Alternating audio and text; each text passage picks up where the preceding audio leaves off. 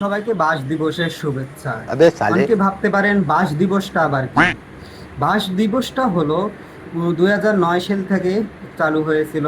সারা বিশ্বের মধ্যে 2009 সাল থেকে পালন করা হচ্ছে। থাইল্যান্ডের ব্যাংক থেকে অষ্টম বাস কংগ্রেস থেকে এই দিনটাকে পালন করার সিদ্ধান্ত নেওয়া হয়েছিল।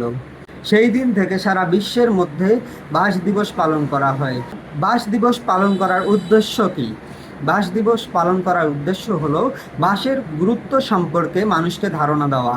যেমন আমরা বাঁশ দিয়ে বিভিন্ন ঝুড়ি তৈরি করি, যেমন ডালি থেকে শুরু করে অনেক জিনিস বাঁশ দিয়ে তৈরি করি। যেমন আমরা মানুষ যখন মারা যায় তখন আমরা মানুষকে কবর দেওয়ার সময় সেই বাঁশকে ব্যবহার করি। আবার হিন্দুরা যখন মারা যায় তখন বাঁশের খাটলির মধ্যে করে তাদেরকে কবরস্থ করা হয়, অথবা তাদেরকে পুড়িয়ে দেওয়া হয় নিয়ে গিয়ে। তো এই বাঁশের গুরুত্ব সম্পর্কে জানানোর জন্যই এই বাঁশ দিবস পালন করা হয়। বাঁশের গুরুত্ব আমাদের জীবনে অনেক।